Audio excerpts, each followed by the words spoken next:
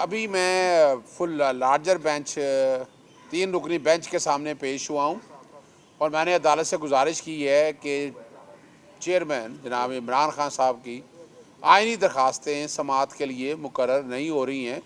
Urgent हो गया है, लेकिन चूँकि बहुत बोझ है इस वक्त अदालत के ऊपर और इस वक्त केसेस आपने देख लिया कि कितने ज़्यादा हैं। यानी अभी भी एपलेट ट्राइब्यूनल के बाद सैकड़ों केसेस अभी पड़े हुए हैं जिनका फ़ैसला अभी होना है। तो अदालत से गुजारिश की है कि इस केस को आज ही समाअत के लिए मुकर्रर कर दिया जाए। अदालत ने रजिस्ट्रार ऑफिस को कहा है कि ये केस समाअत के लिए ले आ जाए। 2 हलकों के हवाले से बात की है कि 2 हलकों के कागजात नामजदगी इमरान खान साहब के मुस्तरद हुए हैं और दोनों में वो इलेक्शन लड़ सकते हैं। अदालत उस केस को आइनी और कानूनी तौर पर देख ले। अदालत ने अभी कहा कि हम यहीं बैठे हैं, 6:30 बजे तक बैठे हैं और आप अपना रजिस्ट्रार ऑफिस ये फ़ाइल भिजवा दे ताकि इस केस को मुकर्रर किया जा सके। अच्छा अजहर साहब, इसमें एक सवाल और पहले, अगर नहीं होती आज भी समाअत, कल भी फैसला नहीं होता, फिर क्या होगा? देखिए, बड़ी वाज़ेह तौर पर बात है कि ये जो भी हो, इस आइनी दरख्वास्त का फ़ैसला तो हाई कोर्ट को करना है और अगर मिसाल के तौर पर अगर इस पर कोई फ़ैसला नहीं होता तो हमारे पास अगली रेमेडी है, हम बाकी जगहों भी जाएंगे। लेकिन हमें उम्मीद है, हाई कोर्ट ने कह दिया है कि इस वाले मैटर को बताया गया कि इलेक्शन का प्रोसेस सारा ख़त्म होने के करीब जाने वाला है, ये नॉमिनेशन पेपर वाला। तो इस केस की समाअत आज ही अगर मुकर्रर कर ली जाए तो उम्मीद बहुत है कि इस केस की समाअत आज ही अदालत मुकर्रर करने जा रही है। अगर नहीं होता तो क्या नुकसान होगा इमरान खान को? देखिए, अगर इस पे फैसला नहीं होता तो इमरान खान साहब को इलेक्शन के प्रोसेस से बाहर रखा जाएगा। अगर चूँकि अपीलेट ट्राइब्यूनल और रिटर्निंग ऑफिसर का फैसले का इख्तियार सेटिसाइड करने का हाई कोर्ट को है, हाई कोर्ट अगर फैसला खिलाफ करती है तो हम फिर सुप्रीम कोर्ट जा सकते हैं। आखिर में बताते चलें, अभी व्याड़ी का जो है मामला MPA का, इसमें 2 मसाइल थे। एक तो ये था कि कागजात नामजदगी एक पे ज़बरदस्ती दस्तखत नहीं करने दिए गए थे, लेकिन कागजात नामजदगी 2 जमा करवाए गए थे, तो अदालत ने वो भी अलाउ कर दिया है। साथ टैक्स की रकम थी तकरीबन 6500 रुपया, हालांकि कोई किसी जगह नहीं है, फिर भी 6500 रुपये के करीब रकम बताई गई। वो 6500 रुपया टैक्स जो है वो जमा करवा दिया गया है। शुक्रिया जी अजहर सदीक साहब, जिनके वसातत से आज हमें लाहौर हाई कोर्ट के बेंच से इंसाफ मिला है। इंशाअल्लाह ताला 8 फरवरी को अब बल्ला नहीं बल्लेबाज चलेगा। शुक्रिया। मोहम्मद अजहर सिद्दीक अपने प्रोग्राम सियासी गपशप में हाजिर खिदमत है।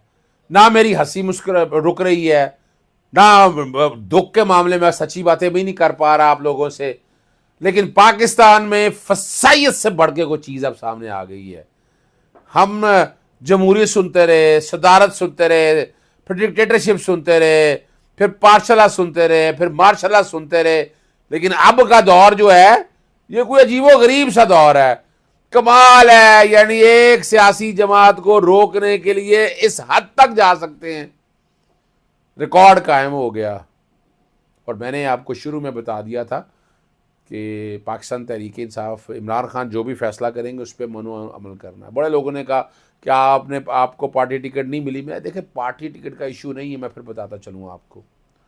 देखिए, ये मैं आप लोगों को कहता रहा था कि एक बड़ी वाज़ेह बात है, वकीलों को भी टिकट दें, पर टिकट दें जो विनिंग हॉर्स हो। I am not the winning horse, साफ सी बात है, क्योंकि मैं सियासी आदमी नहीं हूँ। सियासी से मुराद ये है, मैं जाके गली मोहल्ले की सियासत मैंने अब नहीं की है, एक दौर था मैं करता था। तो इसलिए ज़हन में रखिएगा, सियासी आदमी, और यही फ़र्क डालना है आप लोगों ने। आज 13 जनवरी है, 2024 है और हफ्ते का दिन है। अगला 15 तारीख मैंने आपको कहा था 15 तारीख तक वक्त गुजारना है आपने। 15 तारीख के बाद लड़ाई कुछ और शुरू होनी है। और चलें, अब चलते हैं। इस बल्ले के केस की जंग अभी चल रही है, सुप्रीम कोर्ट के सामने चल चुकी है और बल्ला आपके पास आ चुका है, लेकिन उससे पहले बहुत कुछ खराब हो गया है। बल्लेबाज और बल्ला आपके पास आ चुका है, बहुत कुछ खराब हो गया है, उस पर गुफ्तगू करूंगा मैं आपके साथ। और जो हेयरिंग जो रही है, बड़ी अच्छी कंक्लूजन रही है गौर खान के साथ जो हुआ, बैरिस्टर गौर के साथ, वो सारी सूरत हाल आपके साथ आ चुकी है। लेकिन मैं फिर कोशिश करूंगा मैं दोहरा दूँ बैकग्राउंड पे जो कुछ हुआ, जो आती हुई फिर पुलिस वालों ने आके क्या किया, लोगों का कहना, मेरा भी ये कहना है कि ये सिर्फ तवज्जो हटाने के लिए, वक्त ज़ाया करने के लिए जिस किसी ने भी ये प्लान बनाया और वो कारगर साबित हो गया, लेकिन प्रोसीडिंग चलती रही सुप्रीम कोर्ट में, ये भी याद रखिएगा, रुकी नहीं है। पहले मैं आपके सामने ये बल्ले और बल्लेबाज के हवाले से एक मैं ऑर्डर पढ़ देता हूँ, और वो ऑर्डर बड़ा ज़बरदस्त है। ये 23 जनवरी का, ये 5 मेंबर बैठे हुए हैं, और अब पता नहीं ऑर्डर सही है या गलत है, अब मुझे नहीं पता इस बात का, मैं पहले बता दूं, लेकिन मेरे लिए बड़ी हैरानगी की बात है। लेकिन वो जो बात कह रहे हैं कि असल में जब नॉमिनेशन पेपर के साथ एक डेक्लरेशन है, डेक्लरेशन में आप बताती हैं कि आपका किस जमात से ताल्लुक़ है, आपका किस जमात से ताल्लुक़ है, आप डिक्लेयर करते हैं उसके अंदर कि आपका ताल्लुक़ इस सियासी जमात के साथ है, और वो आपका वो ताल्लुक़ को सामने रखते हुए अब आपने टिकट जमा कराना था, बल्ले का इंतखाब इतना लेट किया गया, बल्लेबाज, अब बल्लेबाज के बारे से बड़ी बातें रही, बैकग्राउंड पे बल्लेबाज भी आपके सामने चल रहा है।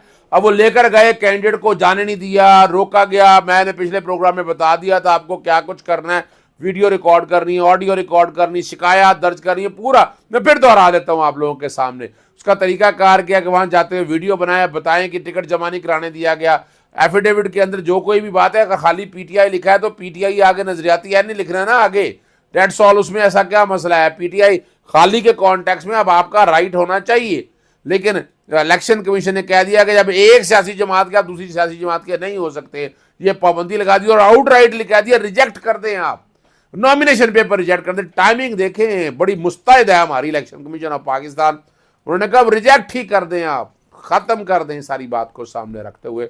तो ये बात तो आपके सामने आ गई है। तो पीटीआई, बल्ला और बल्लेबाज फंस गए, ये मुंह शगाफियों में फंस गए ना, ये अदालती जंग एक नई शुरू होगी। तो आज मैं कह सकता हूं कि इलेक्शन वक्त पे नहीं अब हो रहे, इस जंग को सामने रखते हुए इलेक्शन वक्त पे होते हुए मुझे नजर नहीं आ रहे। अब जो लिखा है, therefore in exercise of powers conferred upon the constitution Commission under Section 4 of the Election Act, the Commission by directed no symbol of any other political party be allocated to any such candidate who is member of one political party and seeks allocation of symbol of other political party. All such applications be rejected accordingly and be proceeded in accordance with law strictly in terms of direction of the Apex Code IBID. ये code का जिक्र करने के बाद ये उन्होंने बात की है, ये साकिब निसार का जो फैसला है उसको सामने रख के ये कमीशन ने ऑर्डर पास कर दिया है, तो बल्लेबाज को भी रोक दिया गया है। लेकिन अब इसमें फ़ैसला तो किसी जगह होना है और कोर्टों ने करना है, ये 3 सफ़ात पर मुश्तमिल जो है ये तहरीरी फ़ैसला है कि एक जमात से दूसरी जमात, एक मेंबर से दूसरे मेंबर में नहीं जा सकते।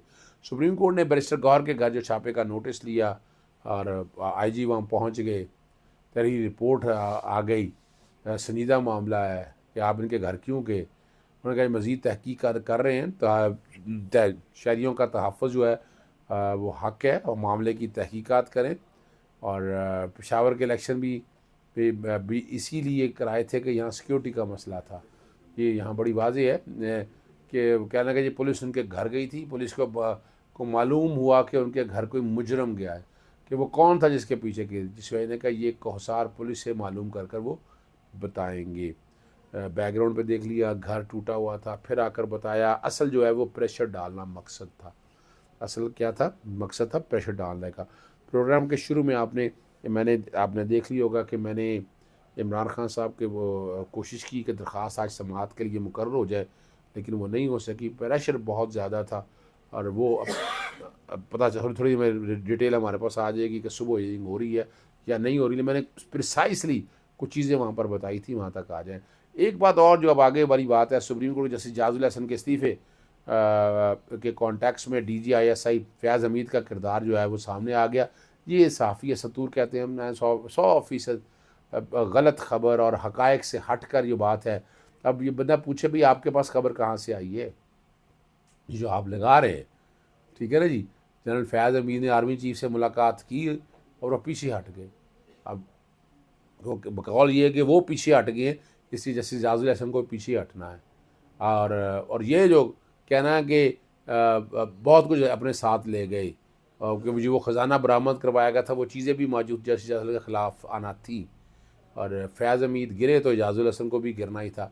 अब ये सारी बातों को सारा सामने रखते जस्टिस मुनीब अख्तर जो ताहाल डटे हुए हैं, कई जूनियर जज साहिबान को भी जाना होगा। अब ये कहानी के एक नया ट्विस्ट दिया जा रहा है, यानी क्या ऐसी, मैं समझना चाह रहा हूँ ना, क्या ऐसा मुल्क के साथ उन्होंने कर दिया है, यानी हैरान कुन बात है। यानी क्या ट्विस्ट देना चाहते हैं, यानी क्या जो कुछ नवाज शरीफ के साथ चीज़ें सर थी वो रिकॉर्ड के ऊपर थी, यानी इसमें ट्विस्ट देने की क्या बात है? क्या मुल्क लूट के खा गए? जो लूट के खा गए उनका इलाज करें, आपको रोका है किसी ने रोका, लेकिन आप इस तरह बैठकर जजेस पे बिला वजह इल्ज़ाम लगाएं, ये किसी तरह से भी नहीं है। अपना पनामा के अंदर जो डिटेलें आई थी वो क्या है, वो आपको पता होनी चाहिए वो डिटेलें क्या हैं, बड़ी वजाहत के साथ। कोई मुश्किल कोई बहुत बड़ी राम कहानी नहीं है। तो ये ट्विस्ट करने की कोशिश की जा रही है। हालांकि यानी ये अब बताया जा रहा है कि जनाब ने ये जजेस की अपन की ग्रुपिंग की मसाइल हैं, वो हर एक को पता है कि क्या होना था क्या नहीं होना था। अगर तो इसका मतलब है कि अगर जनरल फैज़ हमीद के खिलाफ कोई कार्रवाई होनी थी वो कंप्रोमाइज़ हो गई है, ये मैं तो नहीं समझता।